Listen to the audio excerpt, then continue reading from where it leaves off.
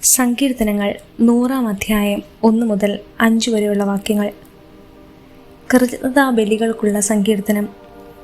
ഭൂമി മുഴുവൻ കർത്താവിൻ്റെ മുമ്പിൽ ആനന്ദഗീതം മുതിർക്കട്ടെ. സന്തോഷത്തോടെ കർത്താവിന് ശുശ്രൂഷ ചെയ്യുവിൻ. ഗാനാലാപത്തോടെ അവിടുത്തെ സന്നിധിയിൽ വരുവിൻ. കർത്താവ് ദൈവമാണെന്നറിയുവിൻ. അവിടുന്നാണ് നമ്മെ സൃഷ്ടിച്ചത്. നമ്മൾ അവിടുത്തേതാണ്.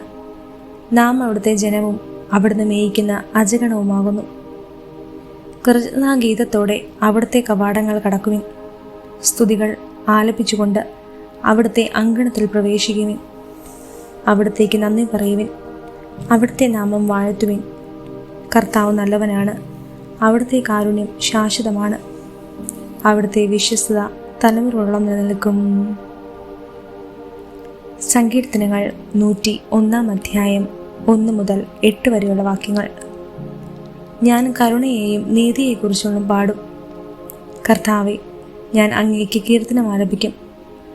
നിഷ്കളങ്ക മാർഗത്തിൽ ചരിക്കാൻ ഞാൻ ശ്രദ്ധ വയ്ക്കും. എപ്പോഴാണ് അങ്ങെൻ്റെ അടുക്കൽ വരിക? ഞാൻ എൻ്റെ ഭവനത്തിൽ പരമാർത്ഥ ഹൃദയത്തോടെ വ്യാപരിക്കും. നീചമായ ഒന്നിലും ഞാൻ കണ്ണുവയ്ക്കുകയില്ല. വഴി പിഴച്ചവരുടെ പ്രവൃത്തി ഞാൻ വെറുക്കുന്നു. അതിൽ പിടിയിൽ ഞാൻ അകപ്പെടുകയില്ല. ഹൃദയവക്രത എന്നെ തീണ്ടുകയില്ല. ഒരു തിന്മയും ഞാൻ അറിയുകയില്ല. അയൽക്കാരനെതിരെ ഏഷണി പറയുന്നവനെ ഞാൻ നശിപ്പിക്കും. അഹങ്കാരിയെയും ഗർവിഷ്ഠനെയും ഞാൻ പൊറുപ്പിക്കുകയില്ല.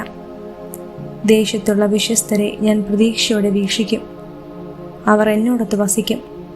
നിഷ്കളങ്ക മാർഗത്തിൽ ചരിക്കുന്നവൻ എൻ്റെ സേവകനായിരിക്കും.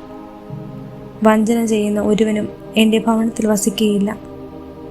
നുണ പറയുന്ന ഒരുവനും എൻ്റെ സന്നദ്ധിയിൽ തുടരാനാവുകയില്ല. ദേശത്തെ ദുഷ്കർമ്മികളുടെ പ്രഭാതം തോറും ഞാൻ നിഗ്രഹിക്കും. കർത്താവിൻ്റെ നഗരത്തിൽ നിന്ന് അധർമ്മികളെ ഞാൻ നിർമ്മാർജ്ജനം ചെയ്യും.